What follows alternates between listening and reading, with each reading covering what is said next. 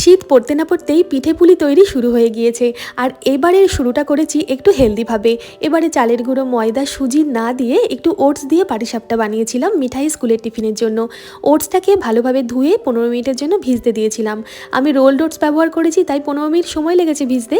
তোমরা চাইলে quick oats দিয়েও সাথে সাথে কিন্তু রেসিপিটা তৈরি করতে পারো। 15 মিনিট পর ওটসটাই যে জলটা ছিল সেই জলটা সহই একটু লবণ দিয়ে মিহি পেস্ট তৈরি করে নিলাম। এরপর একটা লোহার তাওয়া গরম করে তাতে একটু ঘি ব্রাশ করে অল্প অল্প করে এই ওটসের গোলাটা দিয়ে গোল করে চামচের সাহায্যে ছোট ছোট করে ছড়িয়ে দেব। মিঠাই স্কুলের টিফিনের জন্য বানাচ্ছি তো, তাই মিনি পাটিসাপটা তৈরি করছি। আর পাটিসাপটার ভেতরের পুরের জন্য আমি এখানে আজকে ব্যবহার করছি ঘরে তৈরি করার ক্ষীর, যেটা আমি অনেকটা দুধ শুকিয়ে একটু এলাচ দিয়ে আর একটু গুঁড়ো দুধ দিয়ে তৈরি করেছি। তোমরা চাইলে তোমাদের পছন্দ মতো যে কোনো পুর দিয়ে নিতে পারো। এরপর দুপিঠ ভালোভাবে মুড়ে এপিঠ ওপিঠ ঘি দিয়ে ভেজে নিলেই আমাদের ওটসের পাটিসাপটা তৈরি।